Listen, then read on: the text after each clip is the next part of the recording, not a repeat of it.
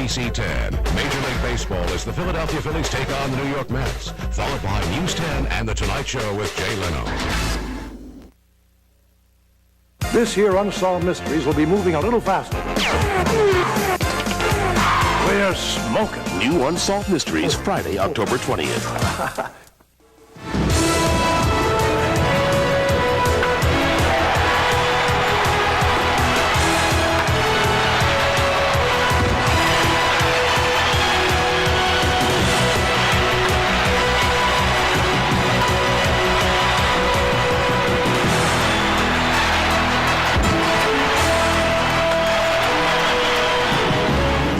Welcome to Baseball Night in America. On a beautiful night at Shea Stadium in New York, the New York Mets are hosting the Philadelphia Phillies. Well, hi, everybody. I'm Bob Murphy, and with me tonight, a man who caught successfully for 16 years in the major leagues, Rick Cerrone. Nice to be with you again. Well, Murph, it's always great to be back in Shea Stadium, and tonight we get an opportunity to see the Philadelphia Phillies. They've had a roller coaster season, starting off great, and somehow, Murph, they're still in the wild card race. I'll say they are. They're 3 games behind right now, trailing the Dodgers and the Astros. And I think a little move that they made earlier in July, they moved Greg Jeffries to first base. He's been swinging the bat extremely well, hitting over 300 now. Here we see him hitting for the cycle just 3 weeks ago on Baseball Night in America. And Jim Eisenreich has been standing awfully tall for Philadelphia. I think Eisenreich probably, Murph, has been the most consistent of their hitters. Look at what he's doing against right-handed pitching throughout the year, .338, and he's been hot of late, 16 of his last 20 ball games. Dallas Green, the manager of the Mets, on the other side of the coin, has been going with young players. First baseman Rico Brogna hitting his 19th home run of the Major League season. The young Mets are doing awfully well. And you said it, Murph, the young Mets. They're nobody's patsy in the National League anymore. The contenders have been coming in one at a time. The Dodgers have come in, they got swept. Colorado Rockies, they lost 3 out of 4 here. The Phillies hope that trend doesn't continue.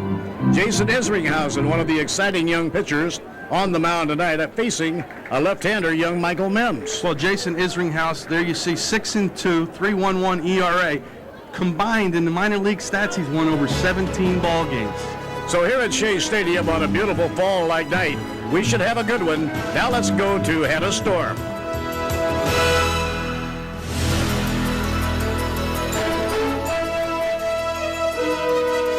Hi, everybody. I'm Hannah Storm. Welcome to Baseball Night in America, brought to you by Chevrolet.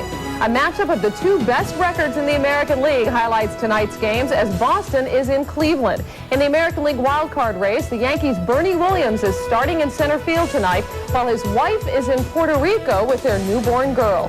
Hurricane Marilyn has postponed his trip home until Sunday after the Yankees game. New York, meanwhile, in Baltimore tonight, tied atop the wildcard standings with the Mariners, who face the White Sox.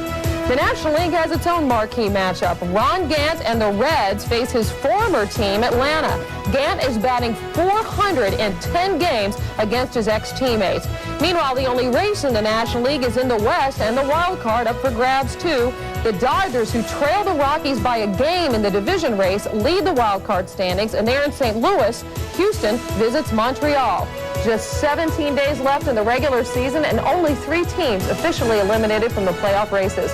We'll send you out for the first pitch and all the action after these messages from your local station. Catch Eagles football Sunday at 1 here on NBC 2. Now here is tonight's Budweiser Phillies starting lineup. Mickey Morandini will be at second base and batting leadoff for the Philadelphia Phillies. The number 2 hitter, the veteran center fielder Andy Van Slyke. First baseman Greg Jeffries batting third. Mark Whitten in right field, the cleanup batter. Charlie Hayes at third, hitting number 5. Jim Eisenreich in left field batting 6th. Mike Lieberthal, the catcher, will hit 7th. Kevin Stocker at shortstop batting 8th. And on the mound with a record of 8 wins and 5 losses, left-hander Michael Mims. Here we can look at Jason Isringhausen, 6-2 on the season for the Mets, 9-1 before he was called up with Norfolk in the International League. He's going to feature a very sneaky fastball, a lot of life on it, late life. A knuckle curveball. It doesn't act like a knuckleball, but it has good bite, a 12-6 break, and an occasional changeup. And the opening pitch of the game by Jason Isringhausen. And he starts him off with a fastball, strike one. Mickey Morandini having a good year. Morandini hitting at 289. And in the month of August, he hit 323. That's high and away, 1 ball and 1 strike. And Murph, I think it's just like any other right-handed pitcher. If they can establish their fastball early in the game, it sets up their breaking ball later in the ball game. There's the breaking ball, 1 ball and 2 strikes. He throws what is known as a knuckle curve. It's actually a curveball. He gets the name from the way he holds the curveball to throw it. Yeah, one finger's actually, his nail is in it, and it stays off the baseball. Just his fingernails on it. Struck him out, swinging. Morandini goes down swinging, 1 man down. And the defense tonight for the Mets, Damon Buford will be in left field, Ryan Thompson in center field, Carl Everett, he has 7 outfield assists coming into tonight, he'll be in right. Tim Bogart gets the start, Butch Husky's down with a little injury at third base, Jose Vizcaino at short, Jeff Kent at second, Rico Bronya, and he can pick it all day long at first base. And I think the Mets are very happy, Murph, to have Todd Hundley behind the plate. Oh, it is such a gift to get him back. It's like the Phillies going without Darren Daulton. The Mets had to go without Todd Hundley for 2 months. He has just come back into action. The veteran Andy Van Slyke is the hitter. It's been a pleasure watching him over the years. Curveball, a good one by Isringhausen, and a 2-strike count on Andy Van Slyke. Todd Hundley is a young catcher. This is a breakout season for him. He has enough power to be a 4 or a 5 hitter in your batting order throughout the year. And he is young and talented. Line drive, base hit to right field for Andy Van Slyke. So Andy hits a 2-strike pitch into right field. And there is the first hit off Jason Isringhausen. Isringhausen is from Illinois. His home actually is closer to St. Louis than it is to Chicago. He's out of Brighton, Illinois. As we look at Dallas Green, what a job he has done with his coaches and this young ball club the second half of the year. The Mets are 33-26 since the All-Star break. Jeffrey is the hitter, in for a strike call. The Mets brought Greg Jeffries up through their farm system. He broke in here. They know what a good hitter he is. Yeah, the toughest place is to find where to play Greg Jeffries, and he seems very comfortable at first base.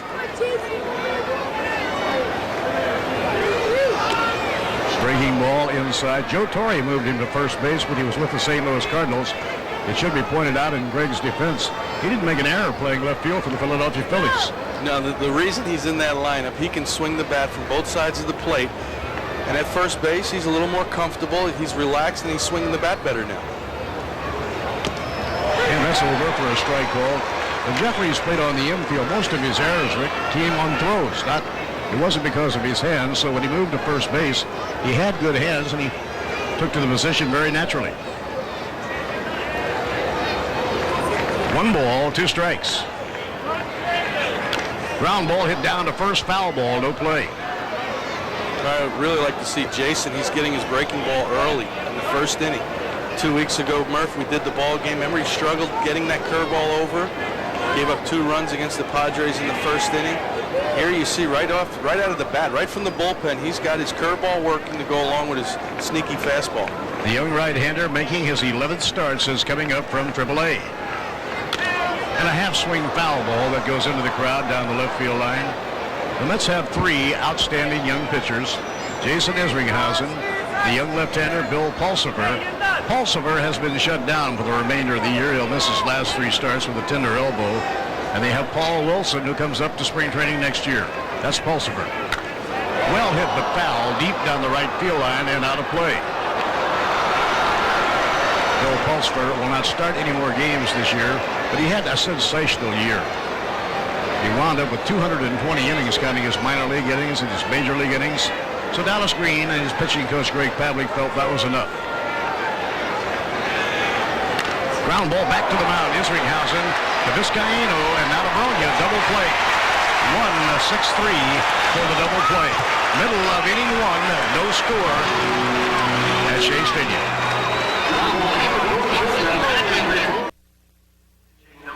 Now here is Shea. Here is tonight's Budweiser Mets starting lineup. with Damon Buford playing left field and batting leadoff for manager Dallas Green. Jose Vizcaino at shortstop bats second.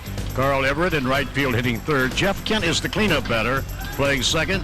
Rigo Bronya hits number 5 and plays first. And Todd Hundley, the catcher, followed by Ryan Thompson in center field. Tim Bogar playing third. And the pitcher, Jason Isringhausen, will be batting ninth. Michael Mims will get a start tonight. He hasn't started since July 23rd. It's been a long time, but he's had very good success, Murph, against the Mets. 2-0 on the season. Both well-pitched ball games. And that's probably what made Jim Fregosi to go to his left-hander tonight, the success he's had previous against the Mets. And a young right-hander, Mike Grace, was scheduled to take the start, but his shoulder troubles him. And so Michael Mims steps in and takes the start. Mims had a marvelous first half of the year. It has been something of a struggle in the second half. And leading off, Damon Buford, the left fielder. Low outside, 1 ball and no strikes. Michael Mims is quite a story. He had been released by the Dodgers, played for an independent team in St. Paul. And it's over for a strike call. He did very well. The Expos signed him. They sent him to Double-A. He was 11-4. And then he was taken in the Rule 5 draft by the Philadelphia Phillies. That's hit of the air to right field fairly deep. Moving back is Mark Whitten, and he takes it for the out. So Buford has flied to right, 1 out and nobody on. The defense for the Phillies tonight, Eisenreich, Van Slyke, and Whitten. Watch out for the throwing arm for Whitten in right field, one of the best in baseball. Behind the plate, Mike Lieberthal. Look at that. Since Darren Daulton has gone out, opposition has been successful. 23 of their last 24 steals. Lenny Webster shares duty with Mike. They'll look to try to cut that back tonight. And the Mets, one good thing, the Mets don't run that much as a team. Jose Vizcaino hitting at 274. Dallas Green considers Vizcaino his most valuable player the second half of the year. He has 51 RBIs. And that is a lot from your shortstop unless you're a Cal Ripken or somebody like that. Taken outside, 2 balls and no strikes. And Michael Mims missing inside. When Mims ran into trouble, Rick Cerrone, it was more a lack of control than anything else as we look at Johnny Padres and Larry Boa. And he owes an awful lot of his success to Johnny Padres, the master of teaching the changeup. And a strike call, 3-1. And that's really Michael Mims' job. He uses a lot of changeups, keeps the right-hand hitters off balance, and when you fall behind, you have to come in with the fastball. And there is a fastball in the outside corner, 3-2. I guess Frank Viola was one of the first to really prosper after learning that changeup from Johnny Padres. Yeah, I'll tell you what it does. It throws the hitter's timing off, and it's more of a field. You keep the same arm action. Don't slow up your delivery. Swung on and missed. It gets away, and he'll arrive at first base. So Vizcaino strikes out, but is on first base. The ball got by the catcher, Mike Lieberthal. That probably will be a pass ball instead of a wild pitch. We'll look at the replay. Yeah, 3-2 changeup. Here it is. You got to stay down right between the wickets. You see Mike was a little slow getting down on both knees. That's what they talk about. You have to get the glove down on the ground and try to use your body to block the ball. But again, Michael Mims, 3-2. His best pitch is changeup.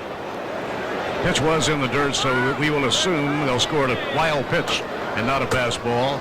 The hitter is the right fielder, young Carl Everett. And the pitch taken for a strike call to the outside corner.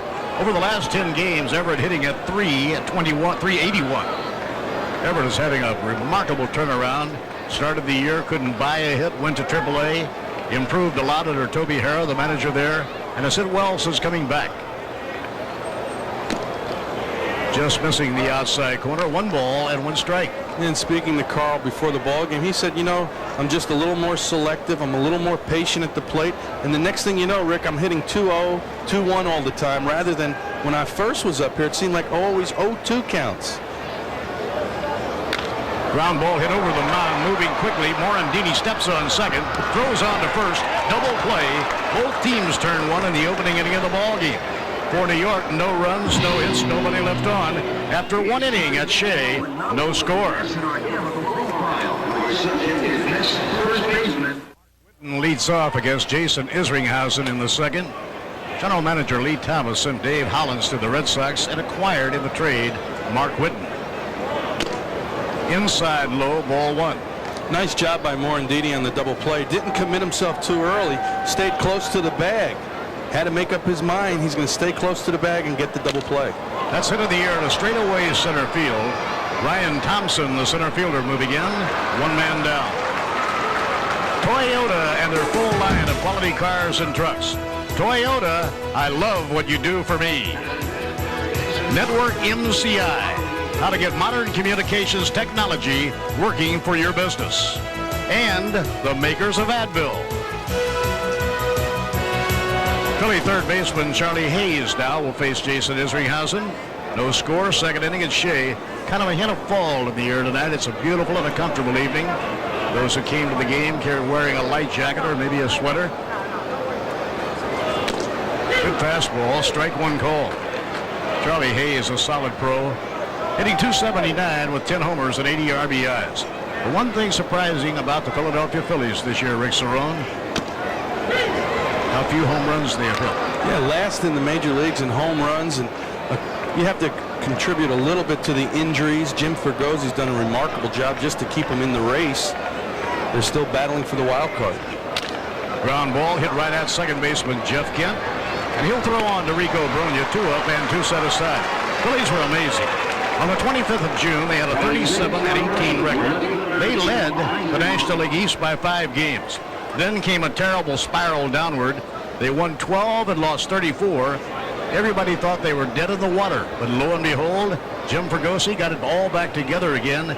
They won 10 out of 12. They actually fought their way to the top of the wild card race. Since then, they've dropped back a couple of games. Yeah, and, you know, they've lost Dalton from behind the plate, their big home run producer.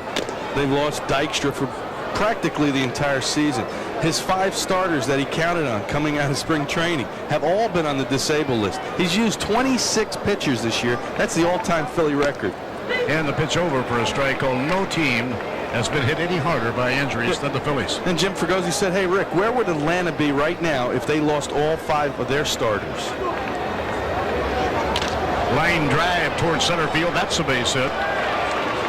So Jim Eisenreich, a lifetime .337 hitter against the New York Mets, has singled to center field. He is a good-looking hitter and a ball player. Yeah, I mentioned how he doesn't try to do too much as a hitter. Watch, good pitch down and away. If he tries to pull this ball, it's a little ground ball to second base. But he takes the changeup down, guides it into center field. That's a professional hitter. Mike Lieberthal, the catcher, was called up from Scranton Wilkes-Barre when the Iron Man of the Mask, Darren Dalton, went down with an injury. Take it outside, 1 ball and no strikes. You know, Murph, sometimes that sounds very simple. Just try to take what the pitcher's going to give you. But too many hitters try to force the issue, thinking home run, extra base hits on balls that you can't do that on. Well, you want to get it done so badly. Now that misses the inside corner. 2 balls and no strikes to the catcher, Mike Lieberthal. Lieberthal hitting at 192 on 5 for 26. He has been in only 10 games. Boy, how the Phillies missed Darren Dalton and Lenny Dykstra. The last few years, pretty much the way Dykstra went, the Phillies went. Hit hard toward the middle. That's a base hit to center field. So Lieberthal shattered his bat, but hit it through the middle and singles to center. So with 2 men out, back-to-back singles for Philadelphia. It'll bring up Kevin Stocker. When you have that bingo number going, Murph, you know, that 192, I-92, you'll take that base hit up the middle. Any way you can get on base, that base hit, now it looks like a line drive in the scorebook. Shattered bat or not, you're happy to get it. Oh, yeah. Now you have the free day. It's a free day from here on in. If you get yourself another one, great. Kevin Stocker, who had such a marvelous year, his first year up from Scranton Wilkes-Barre when he joined the Phillies. Solid player, batting at .224 on the year. Now 2 outs and 2 on in the second. So Jason Isringhausen has a big out to get right here. The pitcher is due up next. And to me, this has got to be the toughest position in any batting order to hit. 8th in the National League. You have the pitcher on deck. Pitcher just constantly tries to tease you with pitches. There's the knuckle curveball, inside low, 1 ball and no strikes. Got that pitcher on deck, okay. You know, they take that 5 o'clock batting practice against 40-mile-an-hour pitches. It's a little different when you have major league arms out there. First time the Phillies came to Shea Stadium this year, They swept a 4-game series.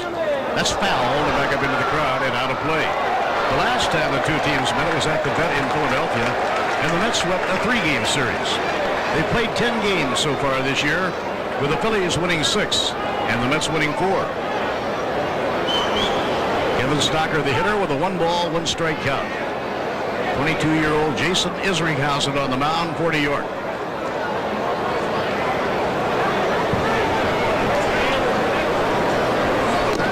There's the curveball inside.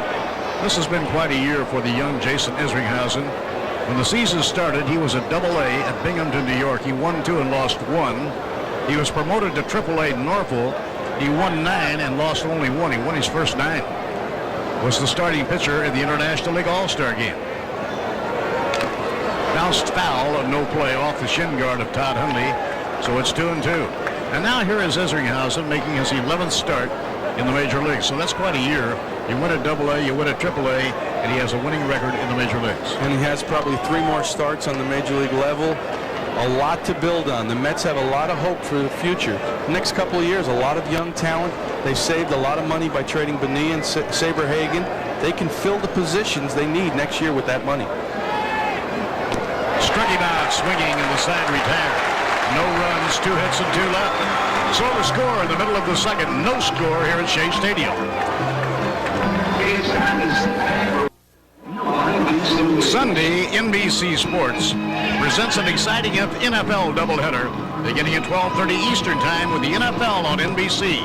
Featured on our doubleheader lineup, most of you will see Steve Young, Jerry Rice, and the Super Bowl champion San Francisco 49ers host Drew Bledsoe, Ben Coates, and the New England Patriots. In our early games, most of you will see an AFC West showdown between the two teams off to fast starts at 2-0. Jeff Hostetler and the Raiders battle Steve Bono and the Chiefs.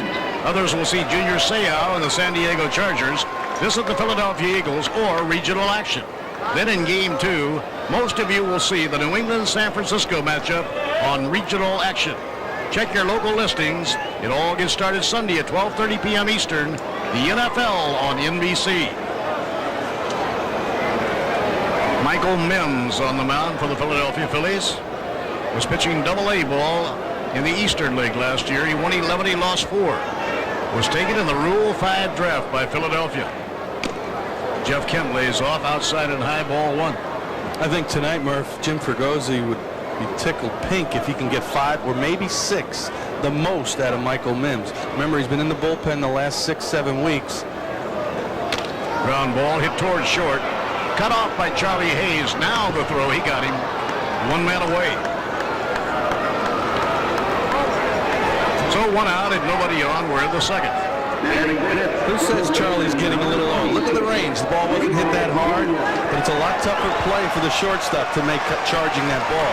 Charlie Hayes did a nice job cutting it off and making the throw to first. The New York Mets first baseman Rico Brogna will stand in. Brogna leads the Mets in home runs with 19, leads in RBIs. And a fly ball looped over toward the left field line. Eisenreich getting to it on the first hop. Brogna will try it for second. The throw from Eisenreich, the slide, safe at second base. Brogna, a left-hand hitter, looping a drive down the left field line. That was kind of daring base running. Eisenreich got over there and got him to hurry. That's a nice play. Look, Brogna doesn't try to pull the ball, hits it where it's pitched. Eisenreich does a nice job. Gets to it and makes a strong, accurate throw, but give Brogna the credit. He was thinking double right from the batter's box. That's the only way he makes double on that ball.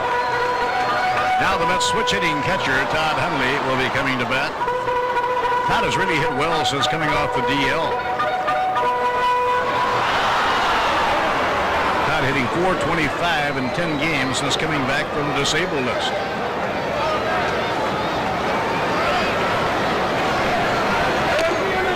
Fastball by Michael Mims is a strike called. Hundley hitting .311 as a right-hand batter this year, and .295 hitting left. And that's probably, Murph, the biggest change I can remember in Todd, playing together in '91. Really struggled from the right side of the plate. And a ground ball foul down the third baseline. He is a lot better right-hand hitter now. Yeah, a lot better right-hand hitter. Remember when he first came up, real strong from the left side. But now he's a threat from both sides of the plate, and the Mets got to be very happy that he's healthy again playing in the lineup. I'll tell you who else is very healthy. His father, Randy Hundley, who was such a big league catcher with the Chicago Cubs.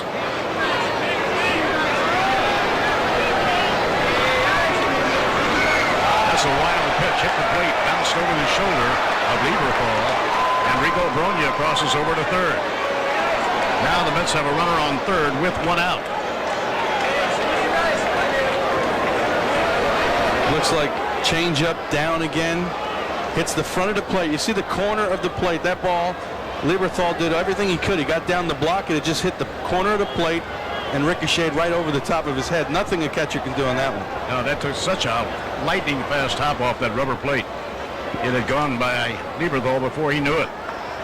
So now the infield is coming in early in the ball game, but Jim Fregosi wants to try and keep the run from scoring. Every game so important to the Phillies. Starting the evening, 3 games back in the wild card race. And a looping drive to right field. That's a base hit. A run will score, and the Mets take the first lead. Todd Hundley drives a run in with a single to right field. Good job of hitting by Todd Hundley. Real good job of hitting by Todd, especially down 1-2 in the count. 1-2 here. You got to protect away as a hitter. Todd does a nice job. Gets a breaking ball on the outside part of the plate. What I really like, Murph, you see the head down at contact.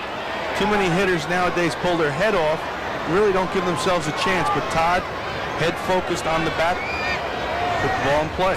48th RBI for Todd Hundley, and he missed almost 2 months. Had he been able to stay healthy, his numbers would be quite impressive. Now the pitch to Ryan Thompson, the center fielder, is low. 1 ball, no strikes. New York Mets surging since the All-Star break. 33-26 since the All-Star break. In their last 36 games. An even better pace. And a fly ball hit deep to right field. Witten back on the track, has room and makes the catch. And Witten is throwing it into first base. Getting back to the bag, all right, is Todd Hundley. But what an arm on Mark Witten, the right fielder. Yeah, when you have an arm like that, you want to show it off. You want to say, hey, everybody, you're watching. I want to show you the strongest arm in baseball. That ball kind of stayed up. Thompson put a jolt in it. Hangs up in the wind. The breeze is coming in. Yeah, I'm going to show off my arm. Try to run on that cannon. They love to show it off. Not an accurate throw, but a powerful throw to say the least. There's Alex Ochoa, a youngster just called up by the New York Mets. They got him in the Bobby Bonilla trade. And a foul ball back. And Rick Cerone will tell you that this young Alex Ochoa has an arm almost like Mark Whitten. Yeah, I tell you, and a real good kid. He's not going to be a superstar up here, but what I like, he doesn't make mistakes. I think you're looking at 2 of the best throwing arms in baseball. I know that's a lot to say. Ochoa hasn't done it on the big league level like Whitten. But with him and Raul Mondesi for the Dodgers, to me, they're the top throwers in baseball. Tim Bogar is the hitter. Breaking ball for a strike on the inside corner. 1-0 New York. We're in the last half of the 2nd inning. Bogar has had a very good year for the New York Mets. Used primarily against southpaw pitching. He is at well over 300 against left-handers. Off the outside corner, he lets that go. 1 ball and 2 strikes. When you see a young hitter with good numbers against left-handed pitching, and you talked about it, he's hitting 382 against southpaws, but what that tells me, he's handling the ball away from him, Murph, and he's not trying to pull everything. He'll take what the left-hander is going to give him, and usually it's sinkers away, change-ups away, so shoot it to right field. And a good change and a swing and a miss struck him out. The Mets get on the board with 1 run on 2 hits. At the end of 2 at Shea Stadium, the Mets won, the Phillies nothing. Jim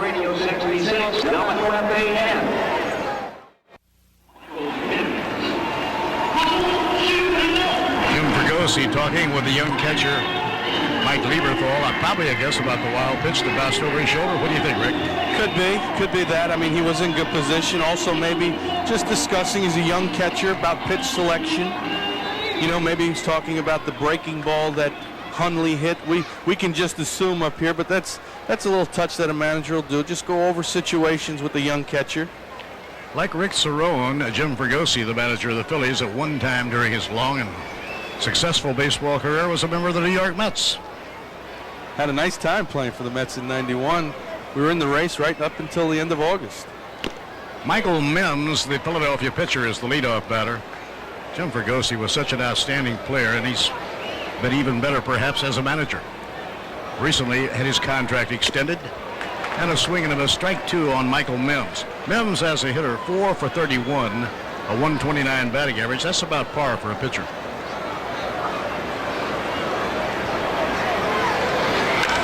Fly ball hit high in the air to short left. Vizcaíno, the shortstop, has the call, and that retires Michael Mims. Now it's time for tonight's Toyota Diamond Dust Baseball Fact. Dave Winfield has hit home runs for 18 different managers. Question: who is the only player in Major League history to hit 200-plus home runs, all for one manager? That's a tough question. Definitely isn't me. Mickey Morandini takes the pitch high. We'll have the answer for you in the bottom of the inning. I wonder how many will actually know that. That's well hit to right field on the run. Carl Everett, the right fielder, can't get it. It's a base hit inside the right field line. On his way to second, Morandini. Morandini now is on his way to third. He's in at third with a 3-base hit. A fly ball triple landing just inside the right field line. Rick, it looks like Carl Everett hurt himself trying to make the play on the dead run over near the line. I think Murph, when he dove for the ball bounced up and hit him in the eye. Now that's just a little indecision by a younger player. I think, you have to make a decision. Can I possibly catch this ball? If you can't, no sense diving and going for 3 bases. Here you can see how the ball bounces up, catches him almost in the eyeball. Oh, that hurts. But in other words, make your mind up. Do you have a shot? And right there you can see he had no shot, even if he dives for the ball like he did. So play it safely, hold him at first base. There are some outfielders who really hate to dive for a ball. There are other outfielders who love to dive and will dive every time they get a chance. Yeah, it's okay. I think it's okay to dive and show hustle and be aggressive, but sometimes common sense as far as if you can make the play or not. Make up that determination. And right now you'd be looking at Mickey Morandini on first base rather than third. Fred Hina, the trainer, and Dallas Green, the manager, are there, along with the center fielder, Ryan Thompson, as they try to find out whether Carl Everett is going to be all right. He may have suffered an abrasion there because Fred Hina, the trainer, is working with it. A couple of eye drops also. May have a little of that gravel from the warning tracks or the side tracks. And what was really kind of a soft fly ball down the right field line winds up a 3-base hit because Carl Everett did try to dive and get it. Yeah, you never fault aggressiveness. I mean, here, guys going all out. They've been making great plays in the field. Their defense is good. But sometimes you just have to say, hey, I have no shot at making this play. Play it safe and hold them to a single. Trainer Fred Hina wants to be sure that the left eye is all right before he says to Dallas Green, let's let him stay in the game. Alex Ochoa, a right fielder, joined the club today, but he's not quite ready to play. In the International League playoffs a couple of days ago, Ochoa hurt his left hand sliding headfirst to home plate. Rick, as a former catcher, Rick Cerrone, what do you think about guys who slide into home plate headfirst? Oh, that's the toughest thing. You love to see guys coming in headfirst at home plate. Catchers have all that shin guards on. They have chest protectors, masks. I used to throw my mask in the line so they would not try to barrel you over. Here you see good hustle. Yeah, okay. But I know he's probably saying, why did I even dive for that ball? Play it a little safer. Boy, he really got smacked. So score that a 3-base hit for Mickey Morandini. Mets have a 1-0 lead. Phillies now have the tying run on third. The Mets are going to play the infield back. The hitter is Andy Van Slyke. Andy hitting at .250, started the year, of course, with the Baltimore Orioles. So many brilliant years with Jimmy Leland in Pittsburgh.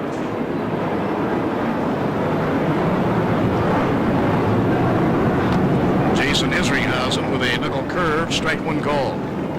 Yeah, as far as Van Slyke, Fregosi feels that he's finally getting himself healthy, in baseball shape, and he's starting to swing the bat a lot better.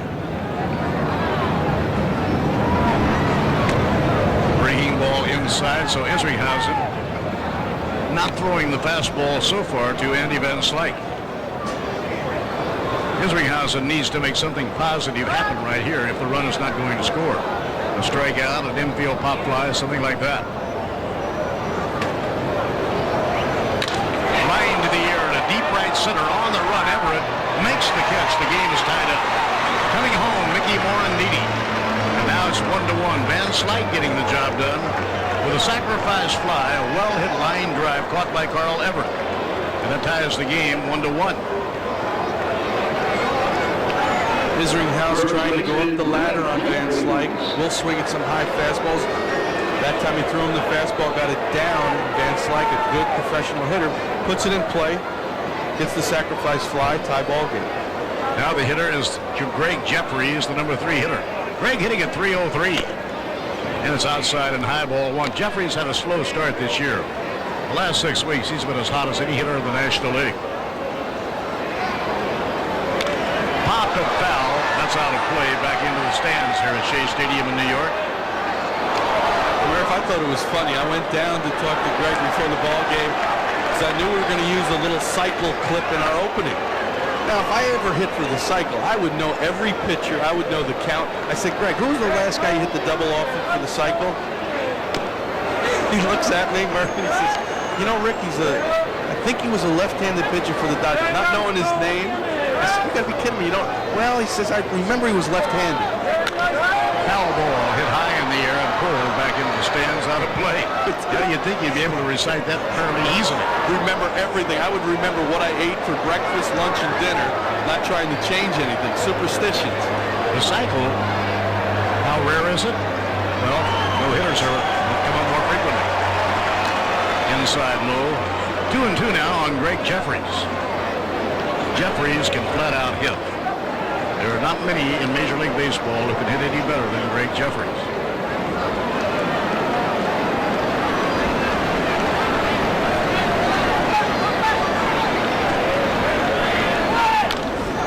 Baltimore chop over the mound. He'll beat this for an infield hit.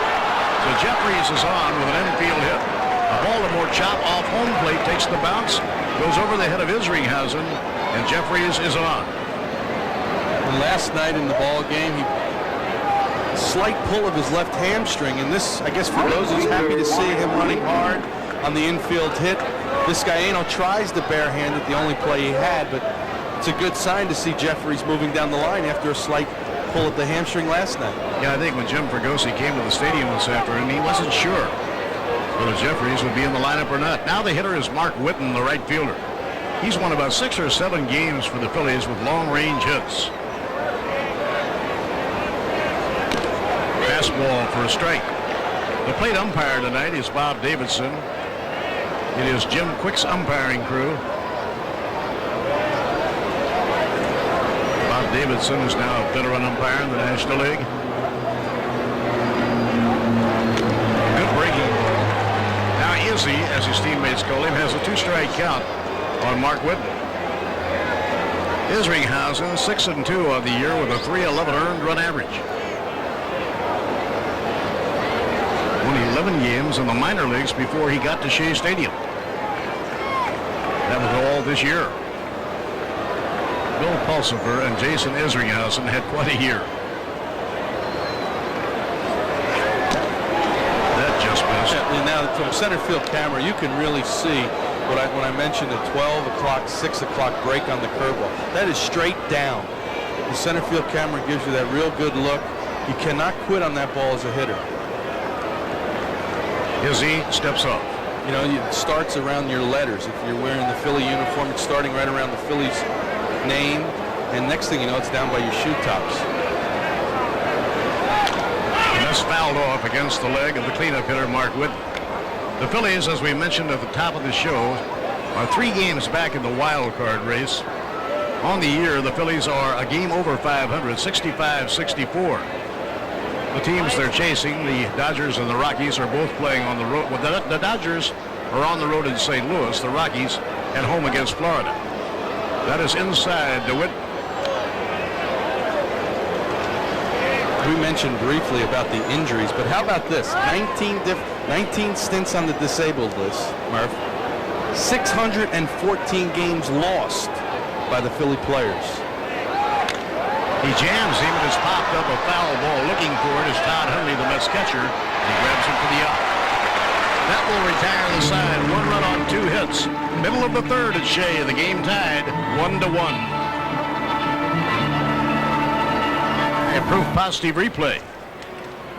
Nice job, ground ball double play. That's Ryan Thompson's 14th double play. That's why they pitched around Todd Hundley. Didn't have to give in to him, and that's just a routine play. Good. They handled the ball perfect and made the double play. Kind of surprising because Ryan Thompson is one of the fastest players around. But when you hit a hard ground ball right at somebody, it'll be a double play. Mickey Morandini is the batter. And Morandini lays off, ball 1. Morandini hit a fly ball down the right field line. Carl Everett, after a long run, made a slide and dive trying to get it. It bounced and hit him right in the face. He wound up with a triple. At the knees for a strike, 1 ball and 1 strike. And Mickey's one of the few players, Murph, that still chokes up on the bat. Utilizes, he wants to hit the top half of the baseball. Put it in a line drive or on the ground. He held on the swing. They want the half swing checked out. And the third base umpire, Jim Quick, says no swing. See how he still chokes up? He wants to stay on top of the baseball. And with that flat bat, he starts it in a flatter position. That'll enable you to keep the barrel above the ball.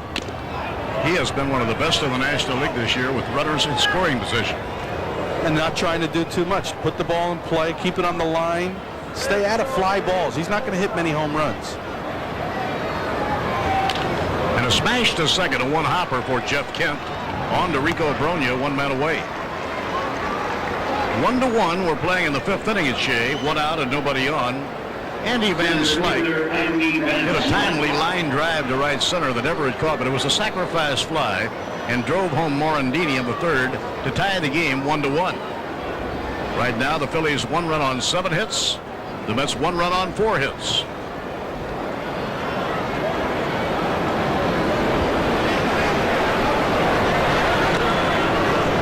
Isringhausen falls behind on Andy Van Slyke. 1 ball and no strikes.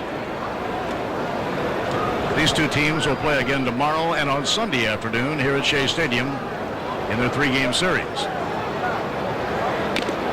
Andy Van Slyke lets it go. 2 balls and no strikes. Andy was one of those players that had to go down to Homestead, the Homestead Hobos, I guess they were being called, but trying to work his way back to the major leagues. And it's over for a strike call. You know, that camp really helped out a lot of guys. Yeah, and a lot of teams, too, because they've all contributed. Andy was sidelined a little bit with some injuries, but he's starting to swing the bat better now. And at the knees for a strike. 2 balls, 2 strikes. It's one of the few changeups that we've seen Isringhausen throw behind in the count. That's a good major league pitcher that can have confidence in his changeup. 2-1. Struck out Andy Van Slyke. That is 5 strikeouts now for Jason Isringhausen. 2-1 changeup comes back with Uncle Charlie. You see, that ball starts in the strike zone, but all good breaking balls wind up out of the strike zone. It's so hard for a hitter. He commits himself. The next thing you know, the ball's in the dirt. Rick Serrano, love hearing you say Uncle Charlie. There was a time in baseball, everybody called the curveball Uncle Charlie. Uncle Charlie. Oh, boy. That's why I'm sitting up here. That one got me out of the game. And Uncle Charlie has sent a lot of players home early. Ground ball, base hit through the hole for Greg Jeffries. So Jeffries, who swings the bat so well, is now 2 for 3 as he singles to right. And the Phillies have 8 hits. They have out-hit New York 8-4. It brings up Mark Whitten, the right fielder. Was it Rip Sewell years ago? He used to say about pitching, you put a little on, you take a little off, and then you throw him Uncle Charlie. Well, that put him on and take him off. I really believe in that. Fastball changeup. If you have those 2 good pitches, you can win consistently in the major leagues. Ground ball hit toward the hole. That's a base hit going into right field. Jeffries will turn and stop at second base. And now back-to-back singles coming with 2 men away. Phillies did that once before in this ball game tonight. Yeah, most of their hits have been with 2 outs. What they need to do is get that big 2-out single, and the right guy is coming up, Charlie Hayes. He leads the team with 80 RBIs. Yeah, he is a punishing hitter. Here you see the runner on first. Jeff Kent goes all out. I mean, the Mets are hustling. They're playing aggressive baseball. And you know what? The contenders are coming into town here. They're not having a cakewalk. No, I'll say they're not. It'll be maybe a little bit easier the remainder of the way because Bill Pulsifer will not pitch again this year. That's Dallas Green. Dallas Green, who was the manager of the 1980 Philadelphia Phillies when they won the World Championship. Terrific man to be around.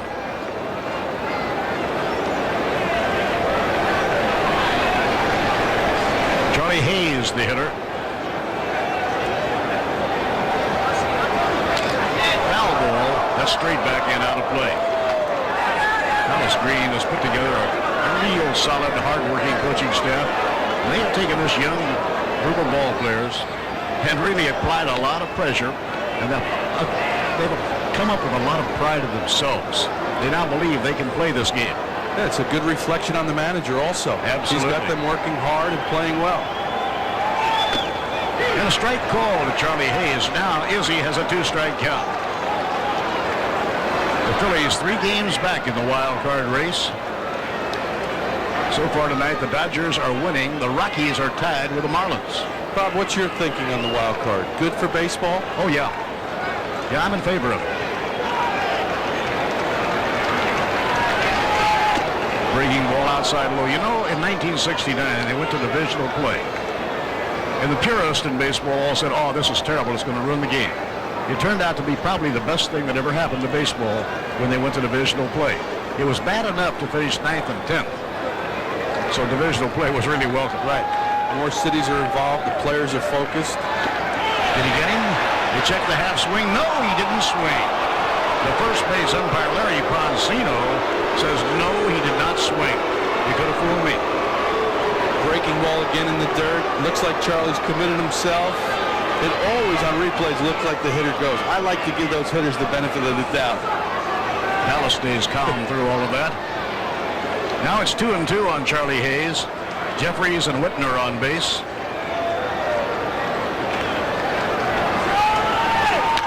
Ground ball hammered to short. Vizcaino's got it. Throws to Kent. Force play. And the inning is over. Phillies threaten but fail to score. And now halfway through, middle of the 5th. 1-1. Cal Ripken has taken the field reliably for so long that sometimes we may overlook his excellence. Be it his all-star debut at shortstop in 1983 at the young age of 22, or his 1991 All-Star Game MVP performance. For 12 consecutive years now, Cal has started the All-Star Game at shortstop, establishing yet another Major League record.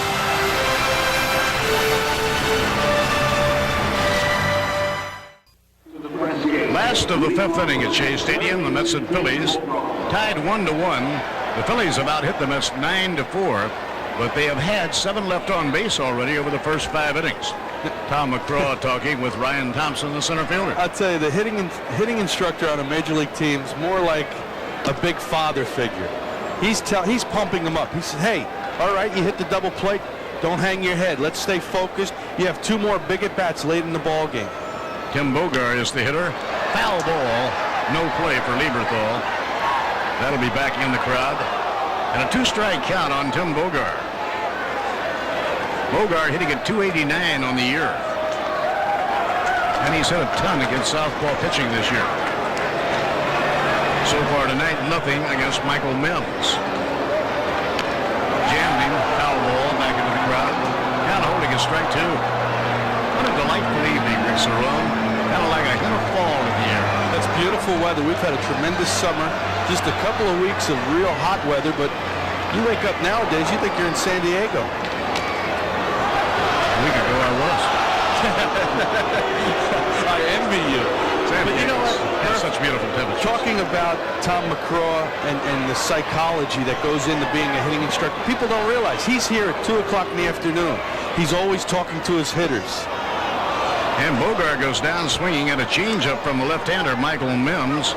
For Mims, that will be his 2nd strikeout. Next Friday night in prime time at 8 p.m., join NBC Sports as the playoff races heat up on Baseball Night in America. You'll see these same Phillies who are battling for that lone National League wild card spot, host Barry Larkin, Reggie Sanders, and the rest of the National League Central leading Cincinnati Reds. That's the Phillies and Reds next Friday at 8 p.m. Eastern on Baseball Night in America here on NBC. Reds are winning 2-1 in their game tonight with Atlanta.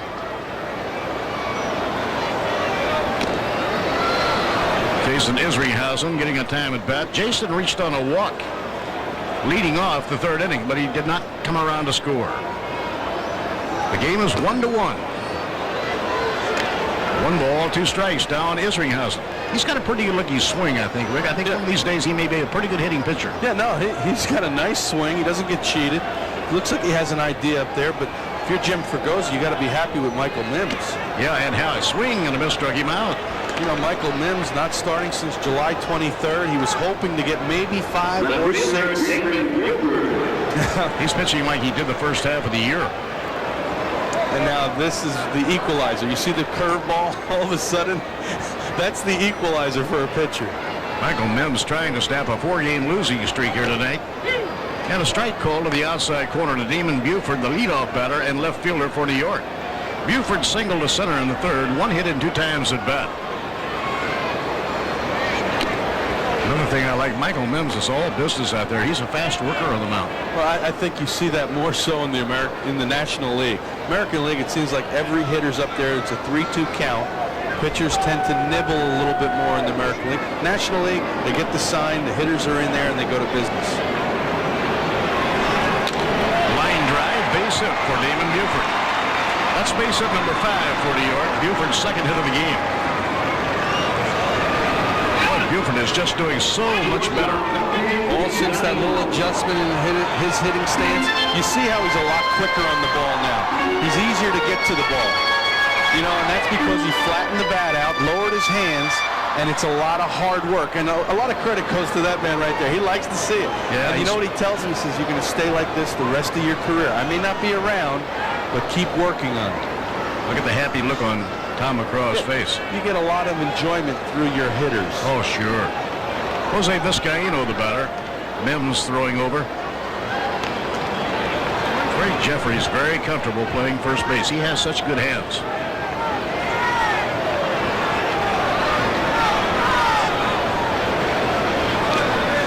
And a breaking ball by Mike Mims, or Michael Mims, I should say. 1 ball, no strikes. He doesn't like to be called Mike. He wants to be Michael.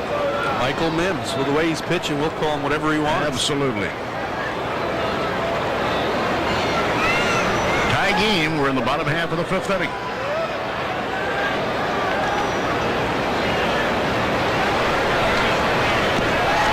And he lays off. The Rockies and the Marlins are 2-2 in the 5th inning. The Dodgers are leading St. Louis 3-1 in the 6th inning. The Phillies are chasing the Dodgers and the Rockies for the wild card spot. Inside, there goes the runner, and he'll make it to second base.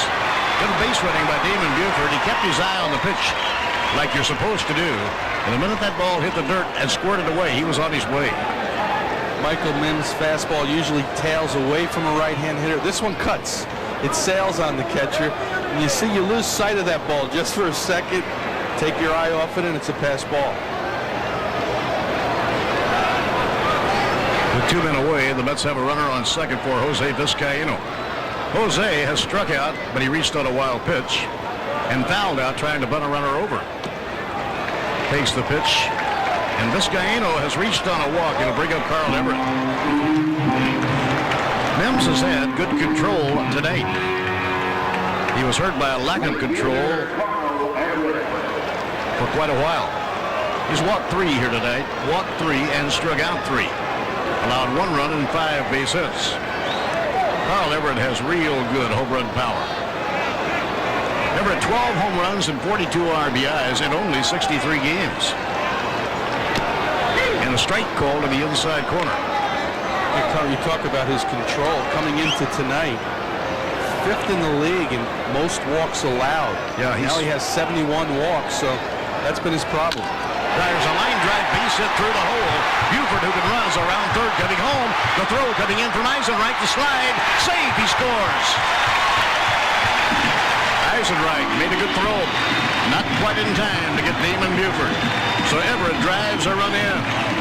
Exciting play at home plate. Let's watch it, Rick. And I'll tell you, Eisenreich again. Everett continues to come through in big situations. His 23rd RBI now in his last 24 ball games. Eisenreich puts it right on the money. You see how the catcher comes up a little bit to receive the ball. He didn't want to make the contact at the plate, but he can stay in there only so long. He's got to make up his mind.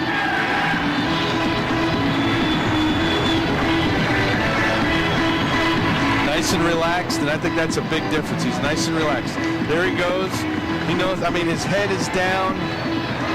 No tension in that batting swing right now. That's why he's swinging the bat so well. And the Mets take a 2-1 lead in the bottom half of the fifth inning.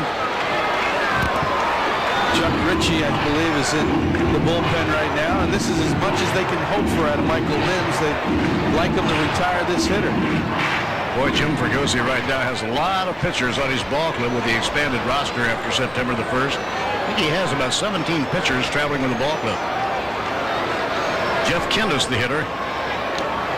Inside low, ball one.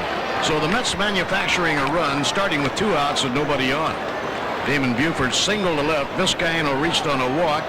And Carl Everett singled hard through the hole in left field, driving a run in. So it's 2-1 New York. Murph, the 2-out RBI. Phillies have had a lot of hits, but cannot get that 2-out RBI single or double. Good changeup thrown by the left-hander, Michael Mims. 1 ball and 1 strike to Jeff Kent.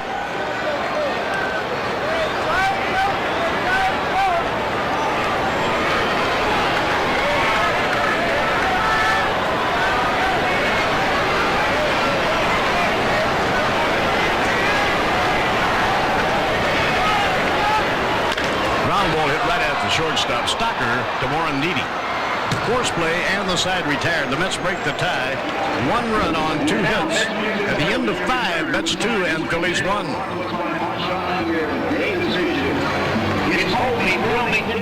I've stopped playing baseball now, but my son Reed just signed a pro contract.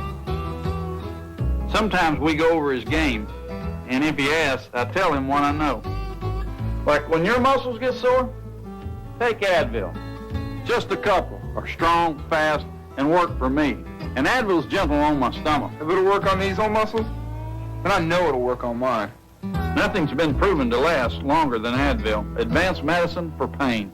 You followed him from the first day he signed with the team. You know he's not perfect, but on certain days in his life, he has been. The night he poured in 63 points. The day he found Dwight Clark in the end zone. His relentless pursuit of the streak. And you wish at some point, at some moment in your life, that you could be that perfect too. And that's why you cheer for him. That's why you believe in heroes. Saturday at 2:30 Eastern, quarterback Ron Paulus, receiver Derek Mays, and running back Randy Kinder take charge when they lead Notre Dame against Vanderbilt. Saturday on NBC. Sunday at 12:30 Eastern, an NFL doubleheader. First, the Raiders face the Chiefs. Then, the defending champion 49ers host the Patriots. Sunday on NBC. Phillies left fielder Jim Eisenreich leading off in the 6th inning. And he lays off. It's inside low, ball 2.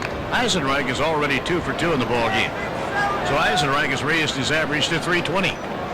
8 home runs, 47 RBIs.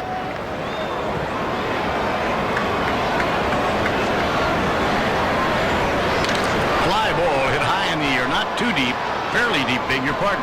Back is Ryan Thompson, and he has it 1 man away. Sunday night, be there for the kickoff of the must-see TV Sunday. First, the premieres of Brotherly Love, starring Joey Lawrence, and Minor Adjustments. Then Mad About You moves to Sunday with a new 1-hour episode. NBC Premiere Week starts Sunday night at 7, 6 Central on NBC.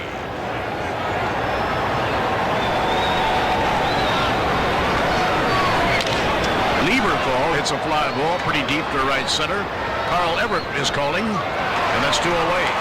Well, Murph, that's just what Jason Isringhausen really needed. He had a lot of pitches coming into this inning, 86 good strikes, though. 60 of the 86 pitches prior to this inning. Strikes. Yeah, it is a pretty high pitch count. They have the advantage of having a cool evening to work here. Yeah, you can work a little bit longer, but this is something that he likes to have. 4 pitches, 2 outs in the top of the 6th. Kevin Stocker, the shortstop and number 8 hitter of the order, standing in. New York 2 runs, 6 hits. The Phillies 1 run on 9 hits. 22-year-old rookie Jason Isringhausen, right in Illinois, on the mound for New York. Hit in the air to short center. That may drop for a base hit, and it will. Taken on a hop by Ryan Thompson. So Stocker has his first hit of the night. And the Phillies now have 10 hits in the game. We're going to get a pinch hitter. Coming on to bat for the Phillies will be Tom Marsh.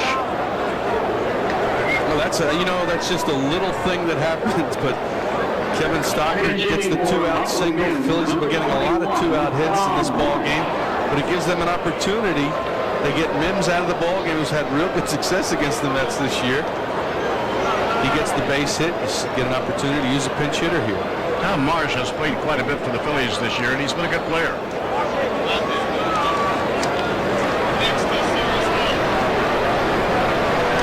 So Michael Mims is out of the game, but he gave Jim Fregosi a quality start here tonight. Tom Marsh standing in. And the pitch by Isringhausen is a little bit low, ball 1. Tom Marsh hitting at .279 on the year with 3 homers and 13 runs batted in. Russ Springer apparently will be coming on to pitch for the Phillies. And a breaking ball, swung and missed, 1 ball and 1 strike. So Mims will leave after 5 innings. Yeah, Tom Marsh earlier in the season here in June had a 2-home run game against the New York Mets during a streak where he had 8 RBIs in a 4-game span.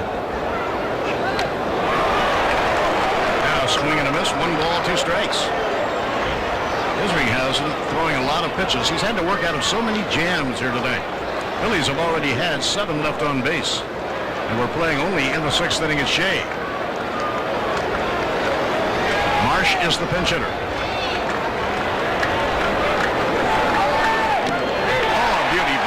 Strike 3 call. That's 6 strikeouts for Jason Isringhausen. Side retired, no runs, a hit and a man left. Middle of the 6th, the Mets 2 and the Phillies 1. 1990 season, Yankee Stadium, the place, as center fielder. Next Friday night on NBC, the race for the playoffs heats up with great regional action on Baseball Night in America. Next Friday night on NBC. Russ Berry on the Phillies on the last of the 6th inning. He was acquired from California Angels in a trade that saw the Phillies send outfielder Dave Gallagher to the Angels.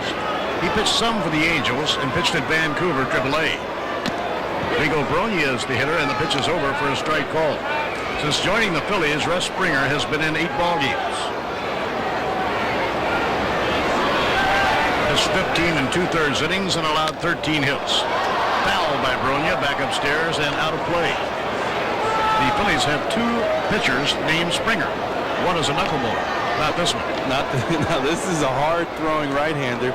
Originally with the New York Yankees, went over to the Angels in the Jim Abbott trade that sent him and JT Snow over to the Angels. Springer's going to come out with good, hard fastball, good curveball, occasional changeup. 18 strikeouts to go in those 15 innings. The 2-strike delivery. Oh, it hit him.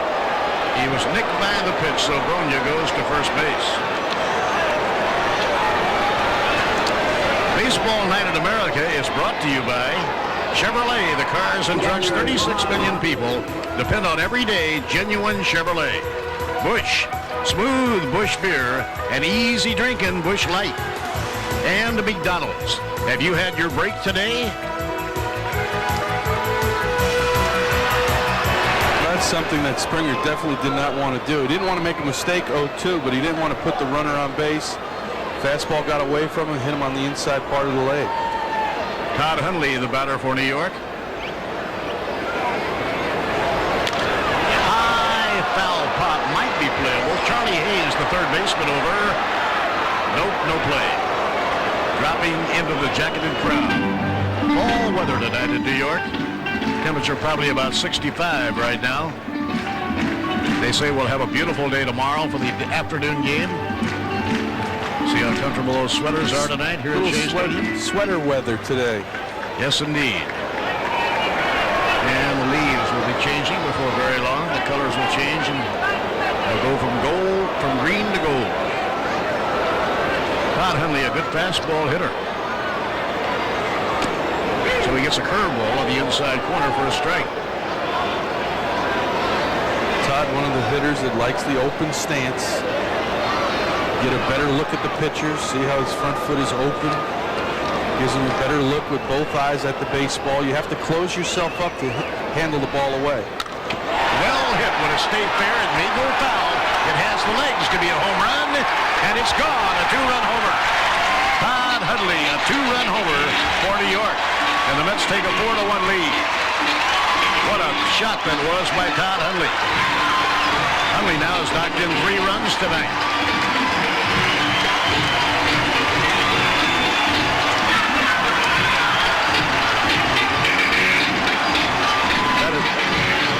That is Hundley's 15th home run of the year. Springer throws him a breaking ball. Look at how he closes up, and good extension on the breaking ball down and in. Try not to make mistakes against left-hand hitters down and in. Hundley follows it all the way and put a charge into that breaking ball. Hundley's one of the best I've seen at going down and using that golf swing. You know, Murph, I mean, everybody thinks you swing with your arms, but your legs are so important in hitting, and Hundley has such a good, strong lower half, a base, to drive off of. That's what keeps that ball fair. He didn't hook the ball, hit it square, and I'll tell you, that ball against the wind went a long way. 4-1 now in favor of New York in the last of the 6th inning. Hit hard by Ryan Thompson, a foul ball. The Dodgers are winning 4-3 in their game with the Cardinals, but the Florida Marlins lead the Colorado Rockies 3-2 at Coors Field. Those are the 2 teams the Philadelphia Phillies are chasing. Ryan Thompson tonight has flied to right and banged into a double play. Low and away, 2 balls, 2 strikes. Mets have hit a surprising number of home runs for their young ball club. They have hit 119 home runs this year. And a foul back. 2 balls and 2 strikes. As we look at Todd Hundley. Well, I was on the team in '91, him breaking in, and to see him progress, I think that's what you really like to see. You know, as an older catcher, I talked to him an awful lot. He was really gun-ho, and he's just having a good time playing baseball. Foul ball away. He looks like he's going to be a very, very good one, Rick. Yeah, and you know what? The catching position is so demanding. It wears you down. Todd was on the DL for a little while this year, but you can help a team not just by the way you swing the bat, but how you call the game. That's how you get to the big leagues. And he strikes out Ryan Thompson. So Ryan is 0 for 3 tonight. That's the first strikeout for right-hander Russ Springer. Third baseman Tim Bogart. It makes it tough for a right-hand hitter. See how Springer throws across his body, steps towards third base, then comes like a slingshot across his body. Tough for the right-hand hitter to pick up that fastball. Tim Bogart, the number 8 hitter. Off-speed pitch taken, 1 ball and no strikes. Bogart has been up twice and struck out twice.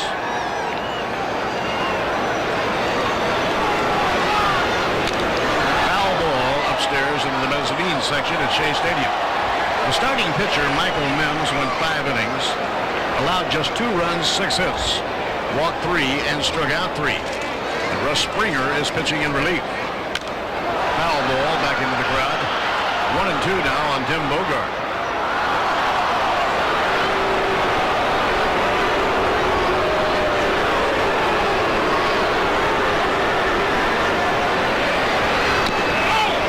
Inside off the point of the shoulder. 2 balls, 2 strikes. We talked about the young Mets, how exciting they've become.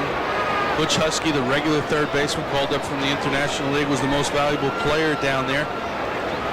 Jammed his wrist. And Bogart has struck out for the 3rd time tonight. Now 2 men away. And Butch Husky probably will be out another 3 or 4 days. Again, across the body, you just freeze. See how his front side kind of left Tim? Ball on the outside part of the plate, no chance to hit. The young Mets starting pitcher, Jason Isringhausen, is the batter. And he takes strike one call. 4-1, New York leading last half of the 6th inning.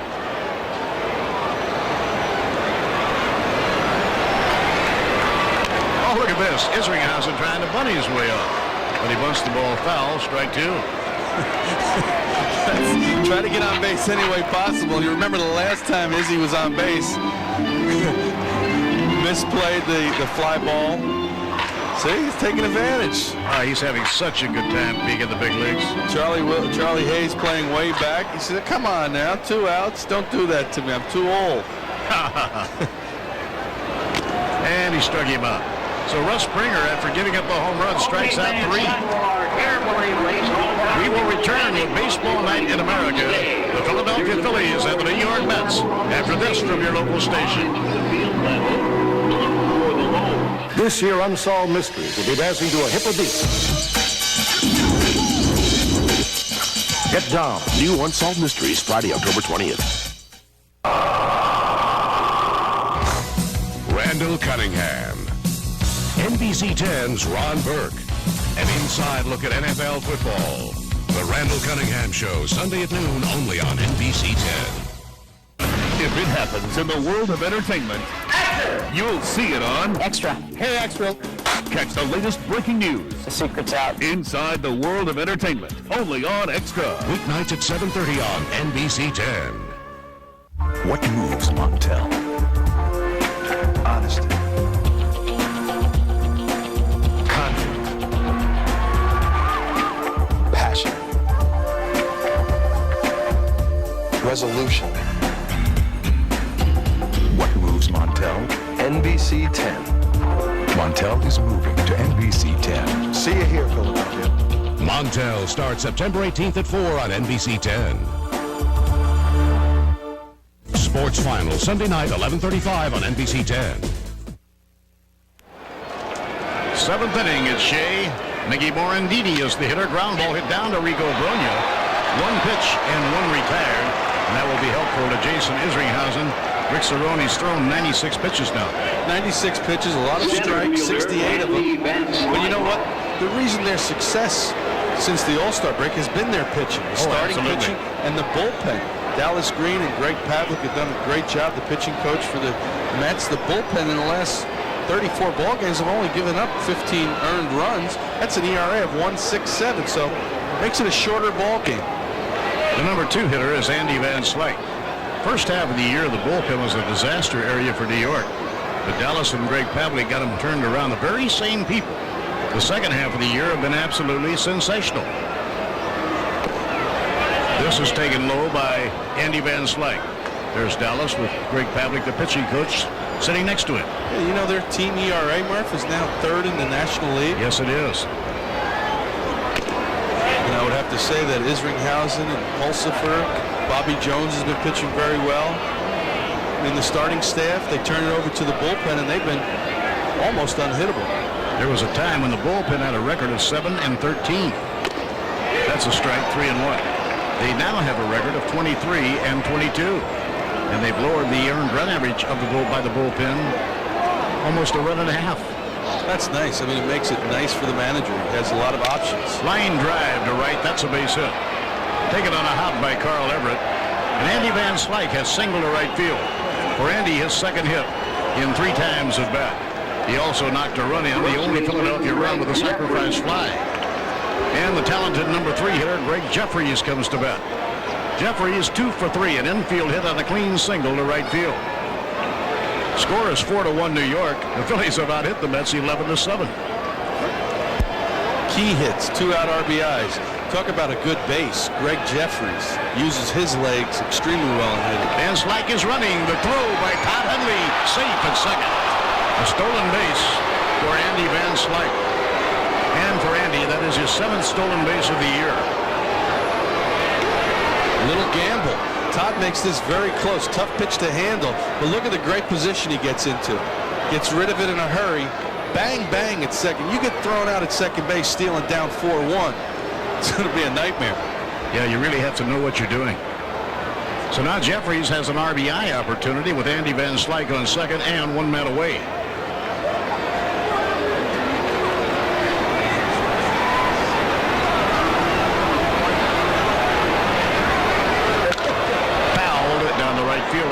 that one.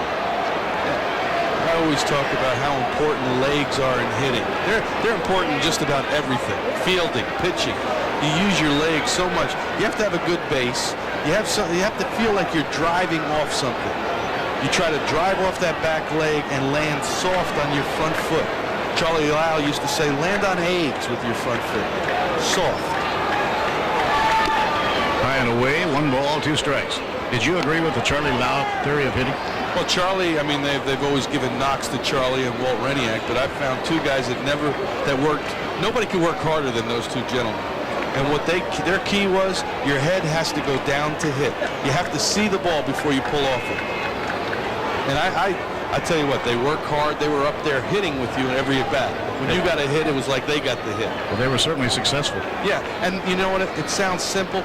Make your head go down when you hit. See the ball hit the bat if you can. And a foul ball back.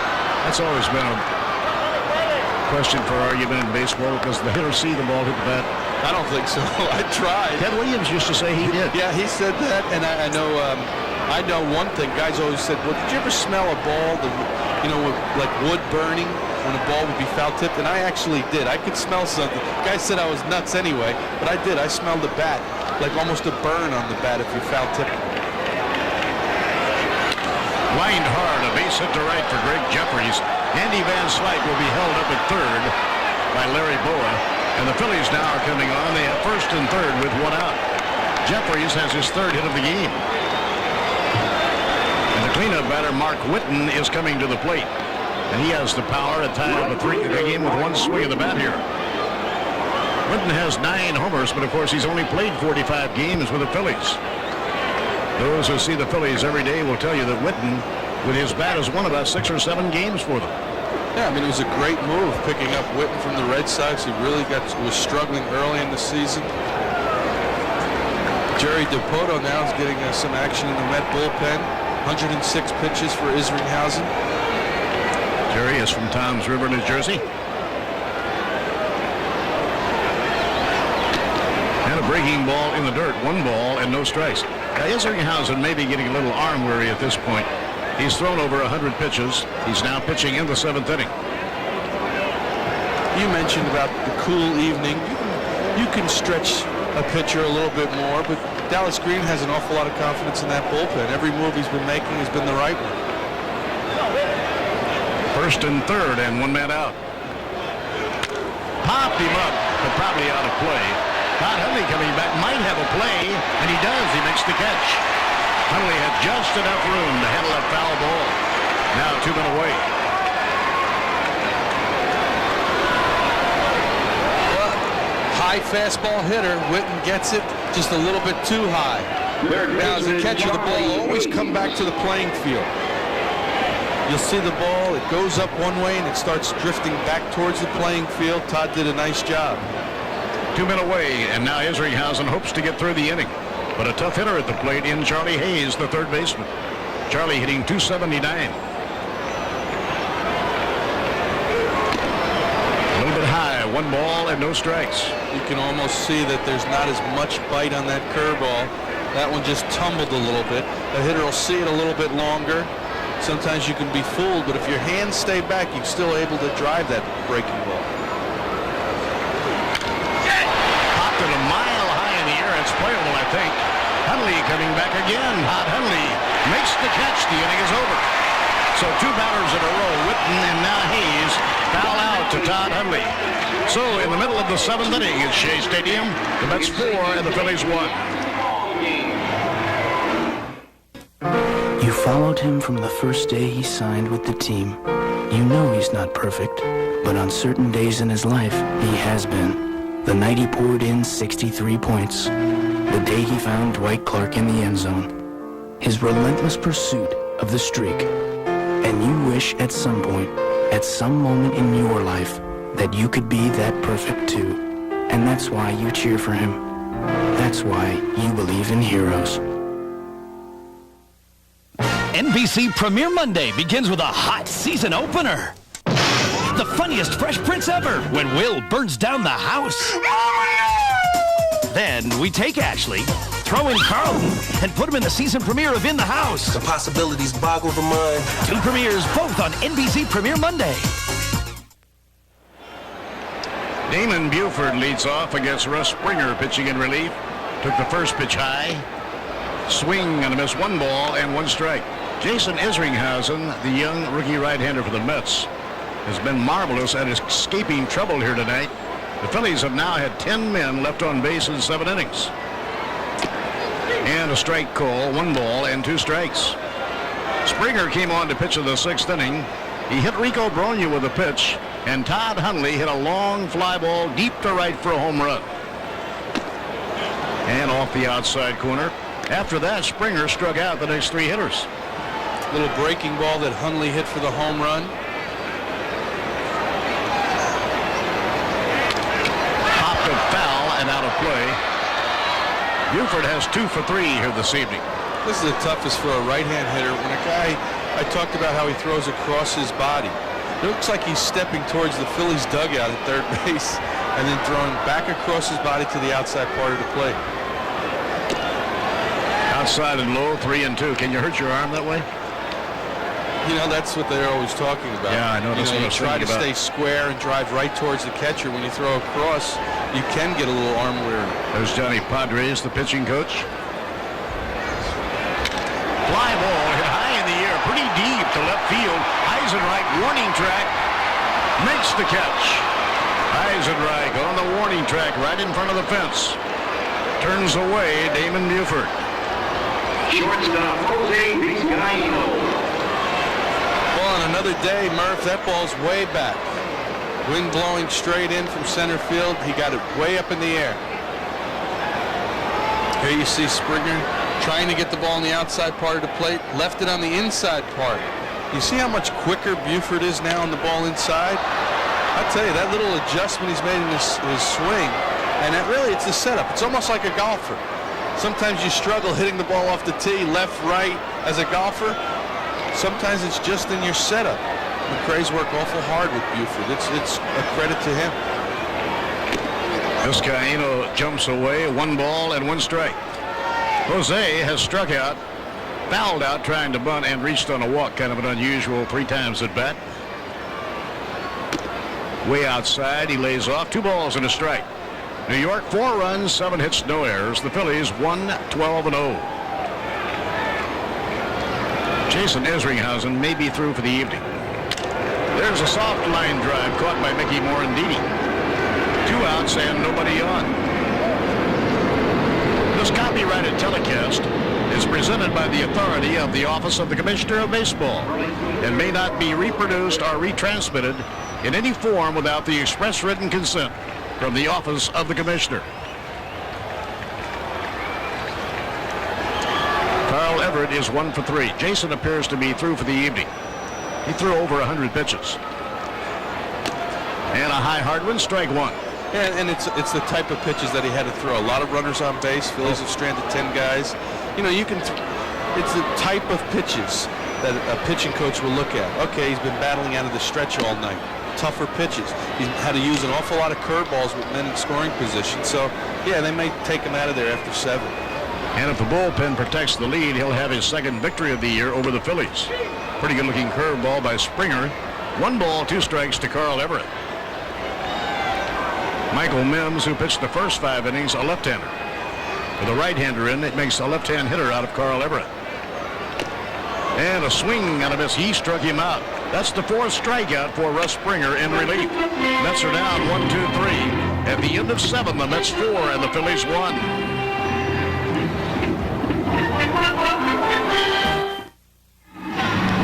Eighth inning now at Shea Stadium. Mets 4 and the Phillies 1. And Jason Isringhausen is staying in the ballgame. We speculated that maybe he was through for the evening because he had thrown 110 pitches. But Dallas Green confident that he has something left. The Dodgers lead the Cardinals 6-3 in the 8th inning in St. Louis. And a breaking ball high. And the Colorado Rockies have regained the lead in their game with Florida at Coors Field. They have a 4-3 lead in the 7th inning. Missing the inside corner, 2 balls and no strikes. Jim Eisenreich, 2 for 3 here tonight. Eisenreich hitting at .319 on the year.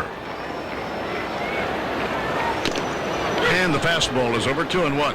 It's funny how Jim Fragosi's roster is made up. He only has one left-hand hitter on the bench. That's Gary Varshaw. And only one left-hand pitcher in the bullpen, it's Steve Fry. Fly ball hit the center field. Easing back is Ryan Thompson. And 1 man away. So 1 out of the 8th inning, and that'll bring up Mike Lieberthal, the catcher. Lieberthal has 1 for 3. He singled in the 2nd inning. Phillies with a .265 team batting average. And they've had 12 hits here tonight. Funny thing is, Isringhausen has given up 12 hits, but he's more or less been in command most of the way. Yeah, you know, he's made some great pitches with men on base, used his curveball extremely well.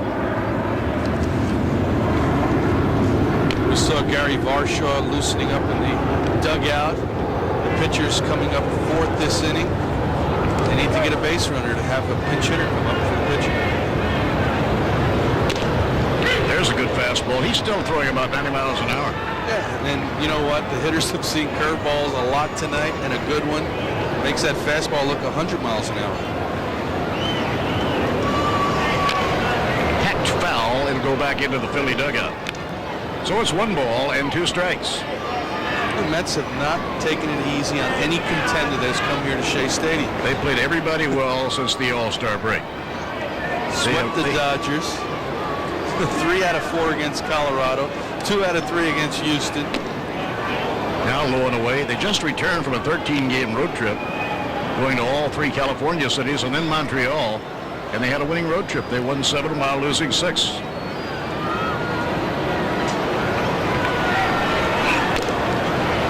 Low and away, 3-2. Yeah, I think this would show good. They haven't committed to Dallas Green for next year. Well, Joe McElvain has said all year long he wanted to wait until the season was over and then he'd make a call.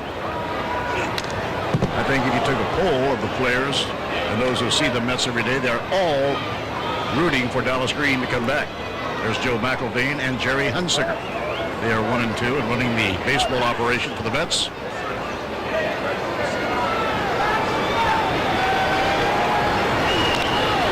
Piece of it, a foul ball, count holding at 3-2. Yeah, I was talking to Joe Mack yesterday, and we were talking about instruction, coaching at the minor league level. We were even going back to Little League. He says, you know, you don't see as much instruction as good instruction on the lower classifications. He said now there's more teaching done on the major league level, and that's especially true because more players are being rushed to the major leagues. Ground ball toward the hole. That's a base hit.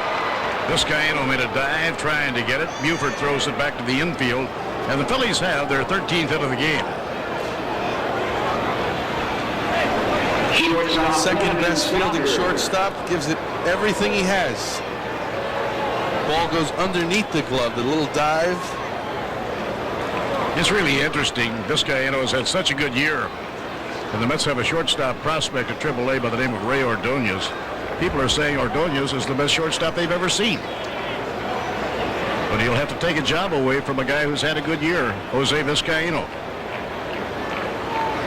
Look out, Kevin Stockard may have been hit by that, or was it the bat?